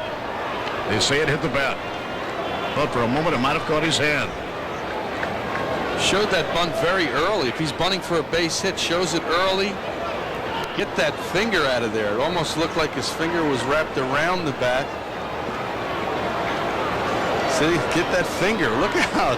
I'm a little surprised that he was showing bunt with a score 4-1 in the 8th. That early. Yeah. I mean, if you're going to try a bunt for a base hit, wait till the last second and try to take the ball with you. But with 1 out, showed it just a little bit too soon, and I didn't like the fact he had his fingers wrapped around the bat. Oh, that's scary. I mean, you catch your finger against that, the ball catches it, makes it tough. I got some fingers to prove it, Murph. I know what you're talking about, Rick. I remember David Cohn's first year with the New York Mets. He was up there trying to bunt, got hit on the hand, broken bone. Coney, I mean, he might be the worst guy ever to shake hands. He's got that one finger that's, it's like making a U-turn. You get locked. And that is in the dirt, and it hit him. Isringhausen showing some wear and tear here. Stocker is hit by the pitch. And there are runners on first and second with 1 out. And Gary Varshaw, a pinch hitter, coming up. Well, Stocker's going to do whatever he can to get on base. Doesn't seem like he gets out of the way. Hey, it's a slow curveball. I'll take one for the team. We need base runners. Gary Varsho, a professional pinch hitter if there ever was one, hitting at .253. This will be all for Isringhausen. Dallas Green is on his way to the mound. We will have a pitching change. Jerry DePoto will come into the ball game. We're in the 8th inning, and the Mets have a 4-1 lead. 4-1 New York. We're in the 8th inning. We'll be coming right back. Next weekend, golf's most important international event returns to NBC, where intense pressure rides on every putt. If he sinks it for the 4, they retain the cup. The United States wins the Ryder Cup. Where emotions run high. Look at those eyes. The Ryder Cup. Unprecedented 13 hours of live coverage begins next Saturday at 8 a.m. Eastern on NBC. Well, you're looking at the future of the New York Mets.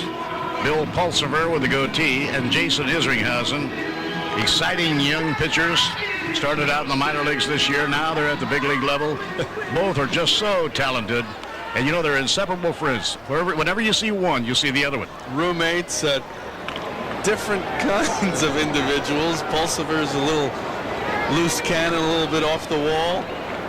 Izzy's very focused. At the opposites attract, Murph. Absolutely. Gary Varsho is the pinch hitter.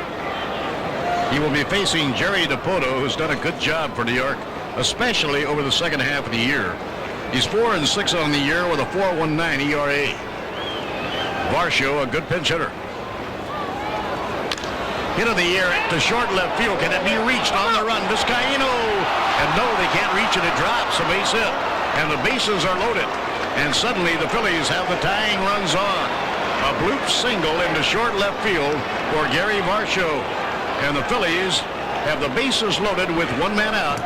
And Mickey Morandini, the best hitter on the Philly ball club with runners in scoring position, is coming up.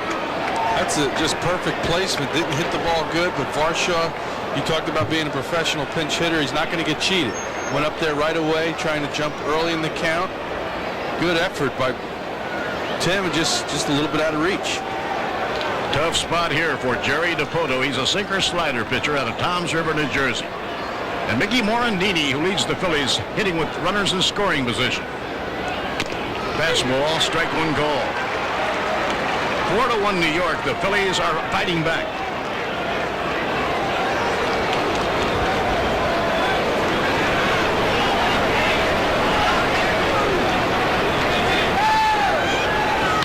Ground ball hit hard. It might be a double play. Kemp to second for one. Back to first. Yes, a double play. 4-6-3, and the side retired. What a big double play. No runs, 2 hits, 2 left on. Middle of the 8th inning, the Mets 4, the Phillies 1. It's NBC Premiere Tuesday. On the season premiere of Wings, it's Joe and Helen's honeymoon adventure. And Brian and Casey's hot affair gets out of control. We burned their house down. Then the season premiere of News Radio. Someone's embarrassing secret is revealed. Excellent! And the season premiere of Frasier gets a new boss who creates radio's newest shock jock. I'm not wearing any pants! Then from the producers of Frasier, the premiere of The Pursuit of Happiness. NBC Premiere Tuesday. Tonight on the Emmy Award-winning Tonight Show, Courtney Thorne-Smith talks about her first crush. Aquaman. And Jay's got a surprise. The guy says he's got an Aquaman doll. No, I will give it to you. Plus college do's and don'ts. Do tell people you're planning to go to law school. Don't sell out and actually go. It's a show that even throws in the kitchen sink, followed by an all-new Conan. NBC tonight.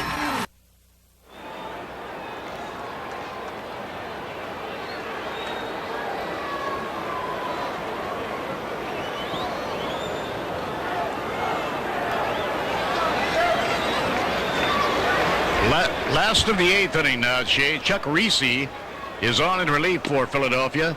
He had a dynamite year at Scranton Wilkes-Barre this year.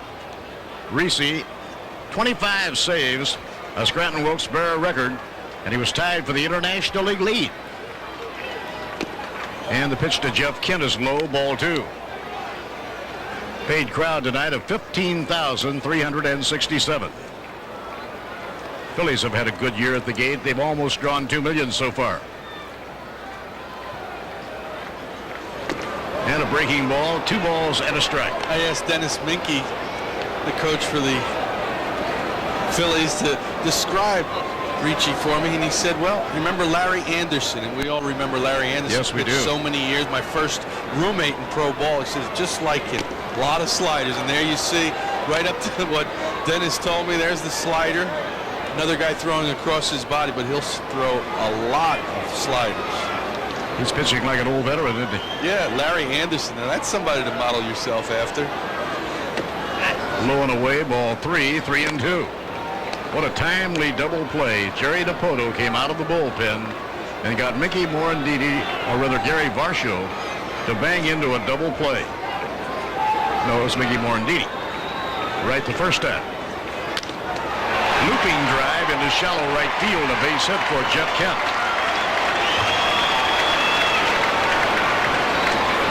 This was a beautiful double play for New York.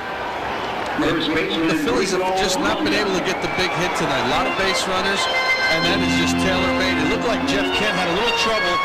The ball got into him a little bit, up into the webbing, but they were still able to turn the double play. We have seen 5 double plays in the game tonight. Phillies have turned 3. The Mets have turned 2. Rico Brogna is the batter, and the strike call. Rico has 1 for 2, a double. His last time at bat, he was hit by a pitch. At that time, the score was 2-1 New York, and Todd Hundley stepped in behind the hit by a pitch and belted a 2-run homer. Low outside, 1 ball and 1 strike. I wanted to ask Joe McIlvaine yesterday about Rico Brogna, and here's John Franco, all-time save leaders for left-handers. But I wanted to ask him about Rico, why he's been so successful here with the Mets. And the ball is popped up into very shallow right field. Back goes Morandini. And Morandini will make the catch for the out. Well, you know, he was a first-round draft choice by Detroit. The Mets had a first-round draft choice named Alan Zinter.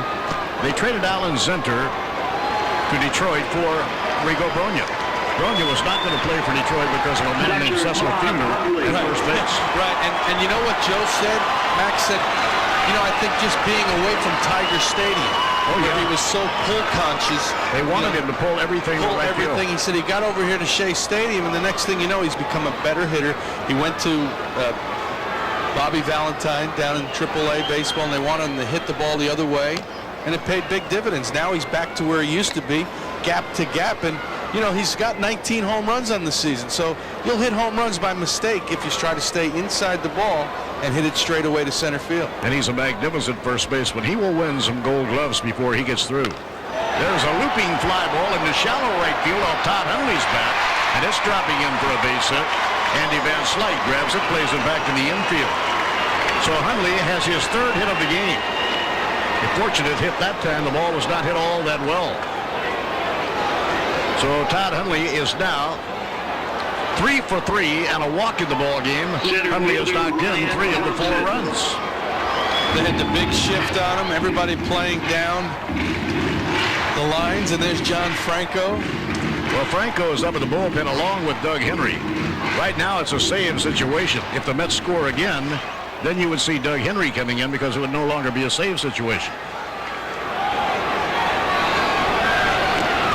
Breaking ball to Ryan Thompson, 1 ball, no strikes. And my thinking about that, Murph, if you got John Franco up in that situation, you got your closer, he's warm, he's ready to come in the ball game. Go ahead. He needs to work just like everybody else. Well, he pitched last night. He got a save last night. And a fastball to the outside corner. If I were to guess, and it's strictly a guess, I would guess if the Mets score here, they would go with Doug Henry. Right.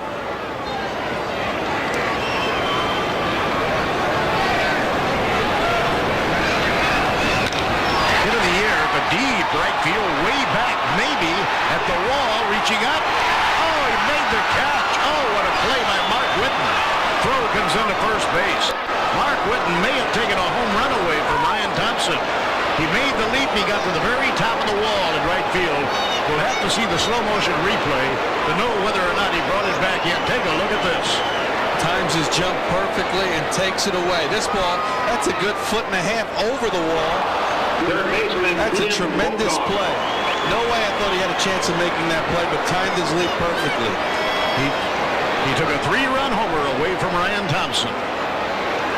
That's great concentration. What a spectacular play. Tim Bogart, the hitter, and the pitch taken for a strike call. Well, he may have put John Franco in the ballgame with that catch. And Ryan Thompson shaking his head. I can't hit it much better than that. That was a slider away from him.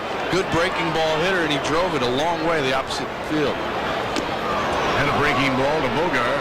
Tough night for Timmy Bogart, the third baseman. He's been up 3 times and struck out all 3. 4-1 New York. Mets are batting in the home half of the 8th inning. First and third, and 2 men down. And a swing and a miss. He struck him out 4 times in a row. Bogart has been struck out. No runs, 2 hits, and 2 left on. After 8 at Shea, the Mets 4 and the Phillies 1. You followed him from the first day he signed with the team. You know he's not perfect, but on certain days in his life, he has been. The night he poured in 63 points. The day he found Dwight Clark in the end zone. His relentless pursuit of the streak. And you wish at some point, at some moment in your life, that you could be that perfect too. And that's why you cheer for him. That's why you believe in heroes. Well, this guy on the Milwaukee Brewers, Jeff Cirillo, he sleeps with his bat when he's in a slump. Turk Wendell has this thing when he's pitching on the mound. He chews black licorice. And Dwayne Ward of the Blue Jays, he wears the same shirt under his jersey for every game. Hey, Dad, pass me that Lucky Gravy. I told you not to call it by its name, Lucky Gravy. Now you've jinxed it. This place is a dump. I don't even feel like doing this anymore. Well, it's either clean up or move. This Sunday, Mad About You moves to NBC Sundays. I'm Ron Burke. Coming up on News 10 after the game, a preview of Sunday's showdown with San Diego. The Chargers' high-powered offense could make it a long day for the Eagles' defense. Plus, a big football weekend for Villanova and Delaware. John? And I'll have the Eagles' game day forecast. Plus, new drought warnings go up in the Delaware Valley. Hear how a weakening Ishmael could be the answer to our drought. Don't make your weekend plans until you see the exclusive Earthwatch forecast. I'm John Belaris. See you on News 10 right after the game. Catch Eagles football Sunday at 1 here on NBC2. We go to the 9th inning at Shea Stadium in New York. The Mets have a 4-1 lead. John Franco is on in relief. Franco collected his save number 23 last night in the Mets' victory over the Houston Astros.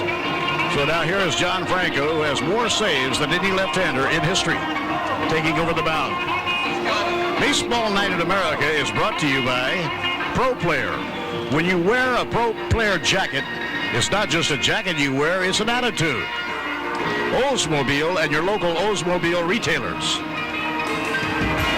Sprint Business. We help business do more business. Well, Rick Cerrone, we get to the 9th inning, a 4-1 thriller, and looking on the board, the Dodgers are leading the Cardinals 6-3 in the 8th, and the Colorado Rockies now lead the Florida Marlins 6-3 in the 8th inning. This would be a costly game for the Phillies to lose. Yeah, especially in the wild card race, and Houston's tied up against Montreal, who's also ahead of the Phillies, so they need to put a late rally together. There's Mark Whitten. What a tremendous play he just made. And that was really one for the highlight film. Oh, baby. I mean, he was a good 1.5 feet over that outfield wall, timed it perfectly. And Van Slyke having a little trouble this year against left-handed pitching, only hitting 174. Not a lot of at-bats against left-handers, and he's got a tough one on the mound in John Franco. In the game tonight, Andy Van Slyke has done well. He's gone 2 for 3, knocked in the only Philly run with a sacrifice fly. Mets are leading 4-1. We are now in the 9th. John Franco on in relief. Fastball, strike one call.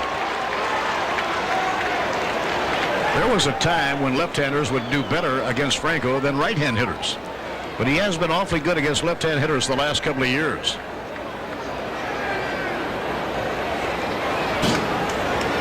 That's a little bit because of that great changeup that he has. That's right, a little leery to throw it to left-hand hitters. He would go fastball, little cut fastball away from left-handers, but he'll throw a changeup now to left-handers. 1 ball, 1 strike to Andy Van Slyke. Grounded foul, 1-2. Phillies had a marvelous opportunity in the 8th inning. The bases loaded and 1 out. But Jerry DiPoto, who's a sinker-slider pitcher, obviously threw a good sinker. And Mickey Morandini banged into a 4-6-3 double play. Phillies have had 12 left on base.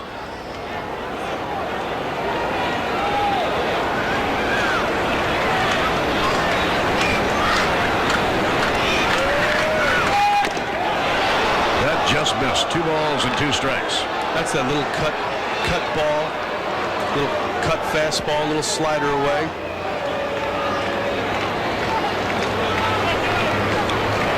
Two and 2 count now on Andy Van Slyke. Greg Jeffries comes up next. Ground ball hit toward shortstop. Vizcaino comes up, makes the throw in time for the out. Tonight's Chevrolet player of the game is Todd Hundley, the Mets catcher, with 3 hits, including a 2-run homer and 3 RBIs. In conjunction with this program, Chevrolet will contribute a total of $50,000 to the Boys and Girls Clubs of America in the names of all players of the game for the 1995 Major League Baseball season. 1 out in the 9th. And here is Jeffries. He's had a good night with 3 for 4.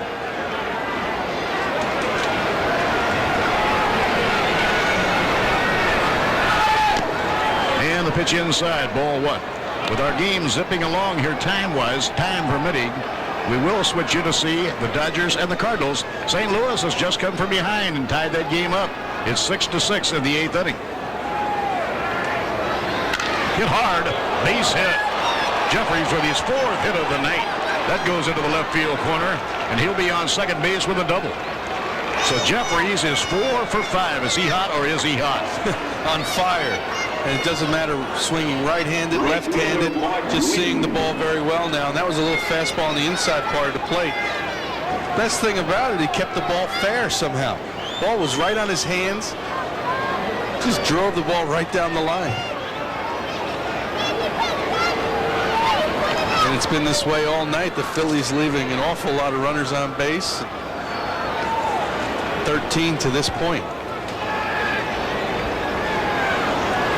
Now the hitter is Mark Whitten, the right fielder and cleanup batter.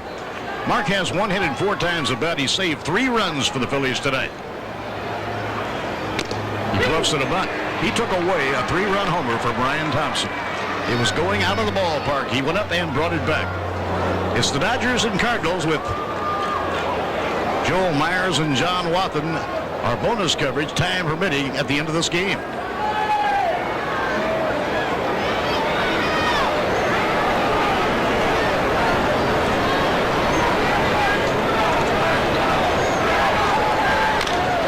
Chopper going foul down to third, no play.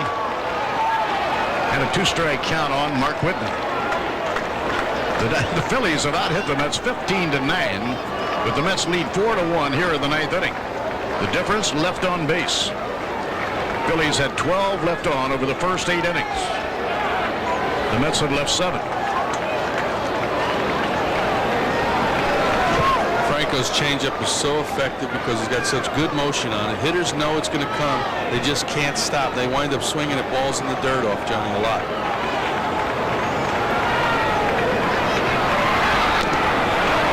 Inside low, 1 ball, 2 strikes. Charlie Hayes, the on-deck batter. Phillies need to get 1 more base runner to get that tying run to the plate. So it's a very important time at bat here for Mark Whitten.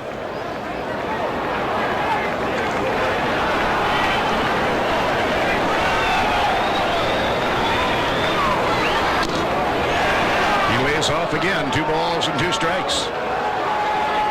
We saw Mark Whitten using that little thumb guard. A lot of hitters are going to that now, and what that does, it just kind of frees up their hands a little bit. Bat feels nice and loose in their hands. You don't want to have any tension in your swing. Relaxed but aggressive.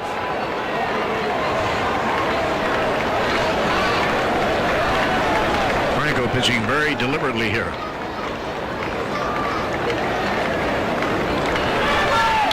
Popped it up, and it's playable on the right side of the infield. Jeff Kent says, I'll take care of it. Makes the catch, 2 men down. So Whitten has popped the ball up. The executive producer of NBC Sports is Tom Roy. The coordinating producer of the Baseball Network, John J. Filippelli. Coordinating producer for NBC Sports, John Gonzalez. The Vice President of Operations for the Baseball Network, Ed Delaney. Studio producers, Lance Garrett, Bill Graff, and Sam Flood. Tonight's game produced by George Finkel. Our director, Ray Tipton. The hitter is Charlie Hayes, and a swing and a miss and a change, strike one. We'll have a bonus coverage for you here this evening, time permitting, at the end of this ball game. We'll switch you to the Dodgers and Cardinals in St. Louis, where St. Louis has come from behind to tie the game 6-6. They're playing in the 8th inning. Right here, a one-strike count on Charlie Hayes. 2 men away in the 9th inning.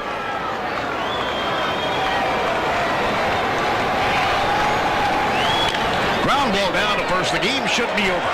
Bronya will take it to the bag. The game is over, and the Mets win it 4-1. In the 9th, no runs, 1 hit, and 1 man left. A total of 13 men left on base for the Phillies. They had 1 run, 15 hits, and 13 left on. So Jason Isringhausen will be the winning pitcher. A save for John Franco, his 24th of the year. He saved a game last night. So it was an interesting game to watch, to say the least. There were no errors in the game.